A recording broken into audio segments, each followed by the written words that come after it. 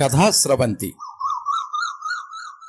Interview కథ కలం కీర్తిశేషులు ఇచ్ఛాపురపు రామచంద్రం, గళం పప్పు భోగారావు. ఇచ్ఛాపురపు రామచంద్రం ప్రముఖ కథా రచయిత, బాల సాహిత్య రచయిత. విశాఖపట్నం జిల్లా నర్సీపట్నంలో సత్యవతి వైద్యనాథన్ దంపతులకు 1940 జూన్ 16వ తేదీన జన్మించారు. బిఏ ఎకనామిక్స్ చదివారు. వృత్తిరీత్యా 1968వ సంవత్సరం నుండి జీవిత బీమా సంస్థలో పనిచేసి 2000 సంవత్సరంలో పదవీ విరమణ చేశారు. విశాఖపట్నంలో స్థిరపడ్డారు. ఈయనకు ఒక కుమార్తె, ఒక కుమారుడు ఉన్నారు. ఇచ్ఛాపురపు రామచంద్రం 500కు పైగా కథలు, కథానికలు, రేడియో నాటికలు రాసి ప్రజాదరణ పొందారు. కాశీ మజిలీ కథలను అనువాదం చేశారు. బాల సాహిత్యంలో 40 నుంచి 50 వరకు పుస్తకాలు రాశారు. ఆంధ్రజ్యోతి, ఆంధ్రప్రభ, ఆంధ్రభూమి, ఆంధ్రపత్రిక పత్రికల్లో వీరి కథలు 100కు పైగా ప్రచురితమయ్యాయి. వీరి కథా సంపుటాలు దారిపక్క దీపాలు కథా సంపుటం, సిద్ధార్థ కథా సంపుటం, సహస్ర శిరచ్ఛేద అపూర్వ చింతామణి సరళ సుందర పౌరాణిక ఉత్కంఠ కథా సంగ్రహం, భట్టి విక్రమార్క కథలు, శ్రీ భగవద్గీతా సారం, ఉపనిషత్తుల సారం, జంతువుల కథలు మొదలగునవి. వీరు సావిత్రిబాయి పూలే ట్రస్ట్ సలహాదారుగాను, ఆంధ్రప్రదేశ్ అవయవదాతల సంఘం ముఖ్య కార్యకర్తగాను పనిచేశారు. అవయవదాన ఆవశ్యకతపై సాగిస్తున్న ఉద్యమానికి వెన్నుదన్నుగా నిలిచారు.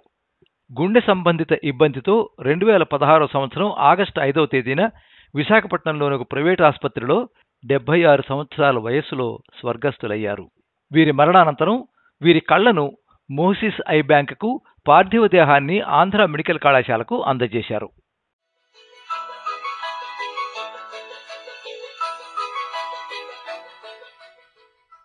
అడ్వర్టైజ్మెంట్ చూశాడు రావు. ఆతృతగా ఆమూలాగ్రము చదివాడు.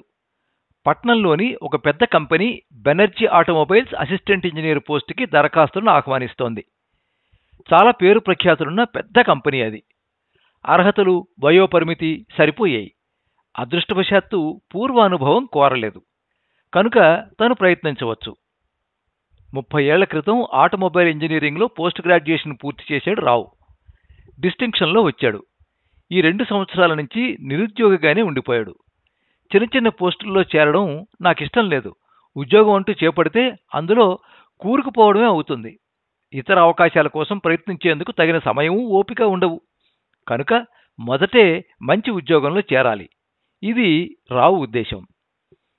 ఉద్యోగం గురించి ఖచ్చితమైన అభిప్రాయాలు కొన్ని ఉన్నాయి రావుకి.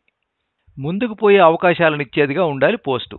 లేకపోతే జీవితానికి, చదువుకి సార్థకత ఉండదు. ఎక్కడ వేసిన గొంగళి అక్కడే ఉంటే రావుకి చిరాకు. పరుగెత్తే తత్వం అతనిది.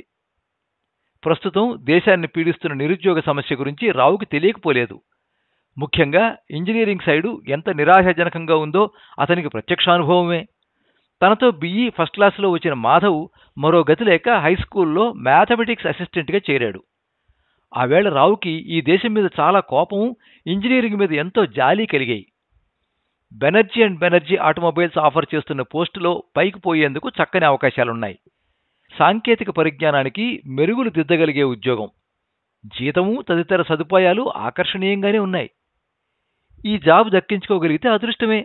ఇన్నాళ్ల తన నిరీక్షణకు చక్కటి ఫలం అందుతుంది. ఏమైనా సరే ఈ పోస్టు దక్కించుకోవాలి. అవకాశం జారువిడుచుకోకూడదు. అప్లై చేశాడు రావు. వారం తిరగకుండా ఇంటర్వ్యూకి పిలుపొచ్చింది. 2-3 రోజుల్లో ఇంటర్వ్యూ. ముకుంద్ని కలుసుకోవడం మంచిదనిపించింది. ముకుంద్ రావు స్నేహితుడు. అతను బెనర్జీ అండ్ బెనర్జీ ఆటోమొబైల్స్లో పనిచేస్తున్నాడు. మై డియర్ ముకుంద్, మీ కంపెనీలో ఏఈ పోస్ట్కి అప్లై చేశాను. ఎల్లుండే ఇంటర్వ్యూ. నీ దగ్గర సలహా తీసుకోవాలని వచ్చాను. సబ్జెక్ట్ బాగానే ప్రిపేర్ అయ్యాను. గ్లాడ్. కానీ హయ్యర్ పోస్ట్ ఫిలప్ చేసేటప్పుడు కంపెనీ ఒక విధానం అవలంబిస్తుంది. ప్రమోషన్ పాలసీ, మేనేజ్మెంట్, యూనియన్ల అంగీకారం ప్రకారం ఏర్పడింది. వేకెన్సీలకి రా క్యాండిడేట్లతో పాటు కంపెనీలో పనిచేస్తూ ఎలిజిబిలిటీకి ఉన్న క్యాండిడేట్లని కూడా పిలుస్తారు. ఇంటర్వ్యూ ప్రాక్టికల్ గ్రౌండ్స్ మీద జరుగుతుంది. కనుక రా క్యాండిడేట్స్కి సెలక్షన్ రావడం కష్టం. ప్రాక్టికల్ నాలెడ్జి, ఎక్స్పీరియన్స్ ఎక్కువ ఫెచ్ చేస్తాయి. ఆ మాత్రం దానికి డైరెక్ట్ క్యాండిడేట్స్ని పిలవడం ఎందుకు? కన్నీటి తుడుపు అంతే. పబ్లిక్ ఇమేజ్ని కాపాడుకునేందుకు కంపెనీ ఇలాంటి నాటకాలు ఆడుతుంది. రావు, నిన్ను నిరుత్సాహపరచాలని కాదు కానీ నీ మేలు కోరి మరొక నిజం చెప్పదలుచుకున్నాను. ఏమిటి? జూనియర్ ఇంజనీర్ రఘురామ్ అంటే చీఫ్కి చాలా ఫేవర్. నిజం చెప్పాలంటే చీఫ్ అతన్ని ఎలాగైనా ప్రమోట్ చేయాలని ఉన్నాడు. కంపెనీ సీక్రెట్ ఇది. అయితే ఇంటర్వ్యూకి అటెండ్ అవ్వడం అనవసరమే అంటావా? నీరసంగా అడిగాడు రావు. చెప్పలేం. నువ్వు తెలివైన వాడివి. నీ అదృష్టం ఎలా ఉందో ప్రయత్నించి చూడవలసిందే. ఒకటి మాత్రం గుర్తుపెట్టుకో, ఇంటర్వ్యూకి కావలసింది సబ్జెక్ట్ కాదు, సమయస్ఫూర్తి. I mean presence of mind. చాలా స్మార్ట్గా ఉండాలి. Please try your luck. Thank you, చాలా చెప్పావు. రావుకి కోపంగా ఉంది. క్వాలిఫికేషన్స్ అట్టే ప్రాముఖ్యత ఉండదనేసరికి నిరుత్సాహం ఆవరించింది. ఉద్యోగం దూరం అయిపోయినట్లే అనిపించింది. అయినా ఆశను పుంజుకుని పోటీలో గెలవడానికి సర్వసన్నాహాలు చేసుకోదలిచాడు. ముకుందుని కలుసుకోవడం వలన ముఖ్యమైన విషయాలు తెలుసుకోగలిగినట్టు అనిపించింది. కృతజ్ఞతలు తెలిపి ముకుందు వద్ద సెలవు తీసుకున్నాడు.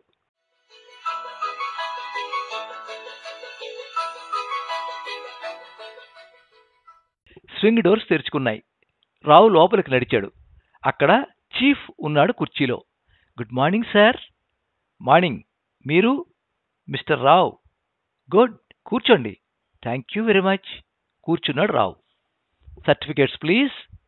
రావు అందించాడు. మార్కుల షీట్ చూసి కంగ్రాట్స్, చాలా బ్రిలియంట్ మార్క్స్ తెచ్చుకున్నారు అన్నాడు చీఫ్ మందహాసంతో. Thanks for the compliments. మా కంపెనీ ప్రమోషన్ పాలసీ కొంచెం తెలుసుకోండి. క్వాలిఫికేషన్తో పాటు ఎక్స్పీరియన్స్కి కూడా ప్రాముఖ్యత ఇవ్వబడుతుంది. అందుచేత రా క్యాండిడేట్లతో పాటు కంపెనీలో వర్క్ చేస్తున్న ఎలిజిబుల్ క్యాండిడేట్లను కూడా ఇంటర్వ్యూ చేసి సెలెక్ట్ చేయడం జరుగుతుంది. తల పంకించాడు రావు. Raghuram junior engineer. అతను మీ ప్రత్యర్థి. అదే క్షణంలో రఘురామ్ వచ్చాడు. ఇద్దరినీ పరిచయం చేశాడు చీఫ్. ప్యూన్ కాఫీలు తెచ్చాడు. ముగ్గురు తీసుకున్నారు. లెటస్ ప్రొసీడ్ అని లేచాడు చీఫ్. కాంపౌండ్లోకి వచ్చారు ముగ్గురు. అక్కడ ఇంపాలా, ఓల్డ్స్ మొబైల్ ఉన్నాయి. చీఫ్ రావు చేయి పట్టుకుని ఓల్డ్స్ మొబైల్ వైపు నడిచాడు. రావు కూర్చున్నాడు. ఓల్డ్స్ మొబైల్ స్టార్ట్ అయింది. వెనుక ఇంపాలాలో రఘురామ్ అనుసరిస్తున్నాడు. రావుకి చిత్రంగా ఉంది. ఏమిటి ఇంటర్వ్యూ? ఒక్క ప్రశ్నైనా అడగలేదు సబ్జెక్టు మీద. ఇది ఇంటర్వ్యూ లేక ప్రెషర్ ట్రిప్పా? ఊరు దాటి చిన్న గుట్ట ఎక్కుతోంది car. How do you like the scenery? అడిగాడు చీఫ్. Very nice. తోవకు అటు ఇటు చక్కని చెట్లు, దూరంగా కొండలు, మలుపులు తిరుగుతూ పైకి పోతున్న రోడ్డు. నిజంగానే అక్కడ అందంగా ఉంది ప్రకృతి. ఫస్ట్ గేర్లో నడుపుతున్నాడు చీఫ్. హఠాత్తుగా కారు ఆగిపోయింది. చిరాగ్గా చూసి కారు దిగాడు chief. Please try mister Rao. Yes sir. Dash బోర్డులోంచి షెర్లాక్ హోమ్స్ పుస్తకం బయటికి తీశాడు చీఫ్. ఈలోగా రఘురామ్ అక్కడికి చేరాడు. కారు ట్రబుల్ ఇచ్చింది.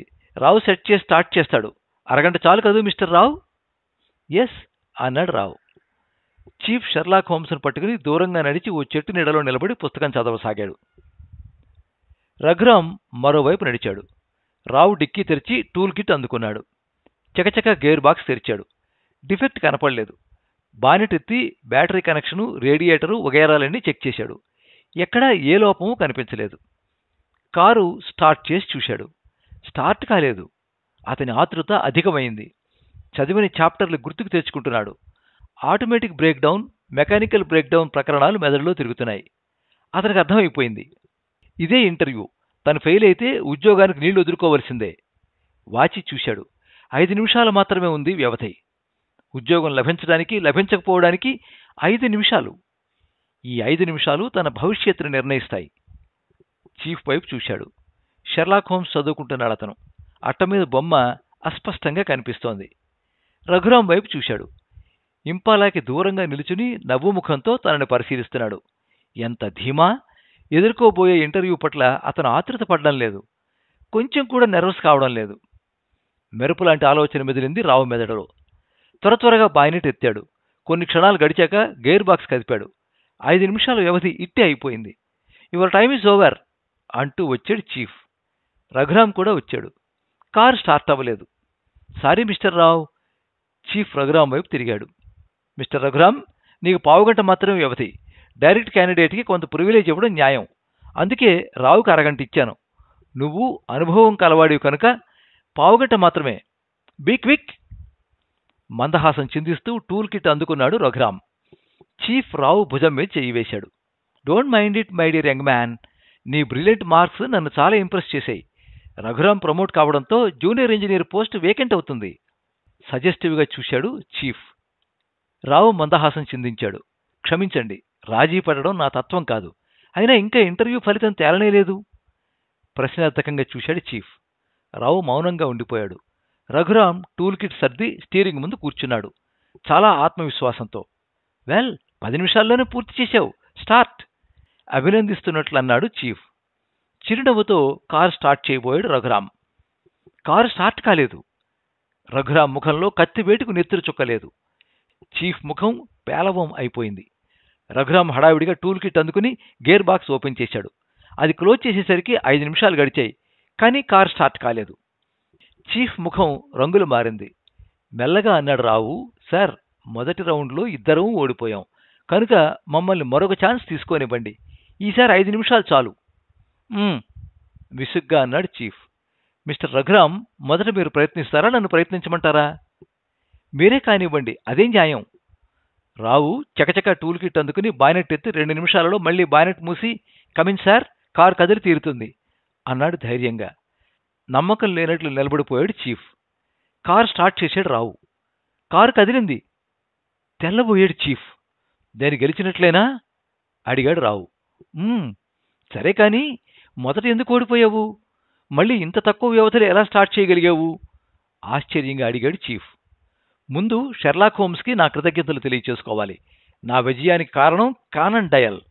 కొంచెం ఆగి అన్నాడు రావు. Tit for tat. మీరు నా మీద ప్లే చేసిన ట్రిక్కే ప్రయోగించాను. ఏమిటి నువ్వనేది? కోపంగా చూశాడు చీఫ్. నేను తెలివైన వాడినే. గేర్ బాక్స్లో మీరు డిఫెక్ట్ ఏర్పరిచారు. Pre arranged.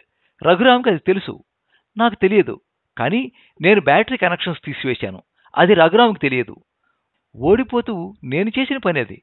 రఘురాం తన ప్రయత్నంలో గేర్ బాక్స్ సెట్ చేశాడు, అయినా నేను బ్యాటరీ కనెక్షన్స్ ఓడదీసి ఉంచడంతో కారు స్టార్ట్ కాలేదు. రెండవ ప్రయత్నంలో నేను ఆ కనెక్షన్ సరిచేశాను, కారు స్టార్ట్ అయింది. సార్, మీ వర్కర్స్ పట్ల మీరు చాలా అభిమానంగా ప్రవర్తిస్తారన్నమాట. మీ వంటి యజమానుల వద్ద పనిచేసే అవకాశం లభించడం చాలా అదృష్టమే. చీఫ్ మాట్లాడలేకపోయాడు. తేలుకుట్టిన దొంగల 2 కారులు కదిలాయి.